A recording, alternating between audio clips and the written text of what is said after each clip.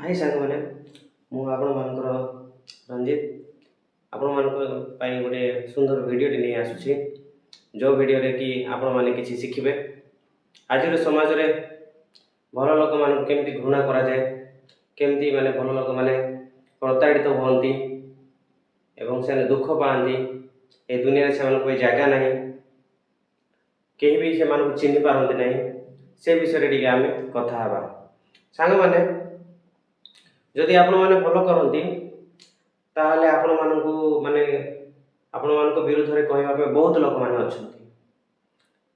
କାହିଁକି ଭଲ ଲୋକମାନଙ୍କର ଭଲ କଥା କାହାରିକୁ ବି ଭଲ ଲାଗେ ନାହିଁ ଶୁଣିବା ପାଇଁ। କାହିଁକି ଏ ଦୁନିଆ ହେଉଛି ଏହି ପ୍ରକାର।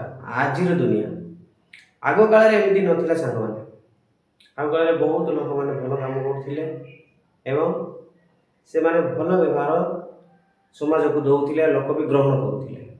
କିନ୍ତୁ ଆଜିର ଦୁନିଆରେ ଯିଏ ଭଲ କଥା କହିବ, ଯିଏ ଭଲ ବାର୍ତ୍ତା ସମାଜକୁ ଦେବ, ତାହା ବିରୁଦ୍ଧରେ ବହୁତ ଲୋକମାନେ ତାଙ୍କୁ ପଛରେ ଅଛନ୍ତି, ତାଙ୍କ ବିରୁଦ୍ଧରେ କଥା କହିବା ପାଇଁ, ତାଙ୍କୁ ଷଡ଼ଯନ୍ତ୍ର କରି ମାରିଦେବା ପାଇଁ କିମ୍ବା ସମାଜରେ ଲଜ୍ଜିତ କରିବା ପାଇଁ ଏ ସମାଜ ପଛଘୁଞ୍ଚା କରେ ନାହିଁ। ସାଙ୍ଗମାନେ, ସେଥିପାଇଁ ଆମେମାନେ ସମସ୍ତେ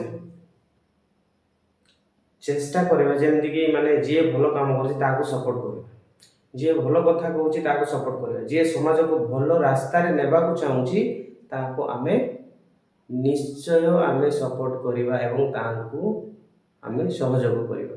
ଯଦି ନାହିଁ, ଆଗ ପିଢ଼ି ଆମର ଯେଉଁ ଆଗାମୀ ପିଢ଼ି, ଆମର ପିଲାମାନେ ଯେଉଁମାନେ ଆସିବେ, ସେମାନେ ତ ଭଲ କ'ଣ ଏ ଦୁନିଆରେ ଜାଣିପାରିବେ ନାହିଁ।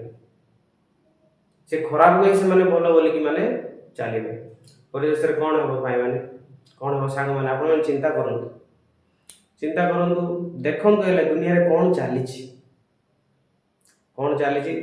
ଆପଣମାନଙ୍କର ଗାଁରେ, ସାହିରେ, ସିଟିରେ, ବଜାରରେ, ଯେଉଁଠି ବି ଯାଆନ୍ତୁ, ଦେଖନ୍ତୁ କୌଣସି ଭଲ ଲୋକକୁ କେହି ବି ପଚାରନ୍ତି ନାହିଁ। ଆଜିକାଲି ରାଜନୀତି ବି ସେଭଳିଆ ହେଉଛି ଲୋକଙ୍କୁ ନେଇ। ସେଥିପାଇଁ ସାଙ୍ଗମାନେ, ମୁଁ ଆପଣମାନଙ୍କୁ ଏ ଭିଡ଼ିଓରେ କହି ରଖିବାକୁ ଚାହେଁ, ଆପଣ ଯେତେ ସମ୍ଭବ ପାରୁଛନ୍ତି ଭଲ କାମ କରନ୍ତୁ, ଭଲ ଉପଦେଶ ଦିଅନ୍ତୁ, ସମାଜକୁ ଭଲ କଥା ଶିଖାନ୍ତୁ। ତାହେଲେ ଆପଣମାନେ କିଛି ଏ ଦୁନିଆରେ କରିକି ଯିବେ। ଜୀବନ କେତେ ଦିନ ଆମ ପାଖରେ ଅଛି ଆମେ ଜାଣିନୁ ସାଙ୍ଗମାନେ। ଆଜି ଆମେ ଅଛୁ, କାଲିକି ନଥିବା। କିନ୍ତୁ ଗୋଟେ ଭଲ କାମ ଯଦି କରିକି ଯିବା ପୃଥିବୀରେ, ସବୁଦିନ ଆମେ ଅମର ହେଇକି ରହିବା। ସେଥିପାଇଁ ଯେଉଁ ଭାଇମାନେ, ସାଙ୍ଗମାନେ ବି ଦେଖୁଛନ୍ତି, ଭାଇ ଭଉଣୀମାନେ, ସମସ୍ତଙ୍କୁ ମୋର ଅନୁରୋଧ, ଆପଣ କିଛି ଗୋଟେ ଛୋଟିଆ ଭଲ କାମଟିଏ ବି କରି ଏ ସଂସାରରେ ଅମର ହୁଅନ୍ତୁ। ଏହା ଥିଲା ଭାଇମାନେ ଆପଣମାନଙ୍କ ପାଇଁ ଆଜିର ଗୋଟେ ଛୋଟିଆ ଉପଦେଶ। ଭଲ ଲାଗିଲେ ଭିଡ଼ିଓକୁ ଦେଖିବେ ଏବଂ ସପୋର୍ଟ କରିବେ ଭାଇମାନେ। ଧନ୍ୟବାଦ, ନମସ୍କାର।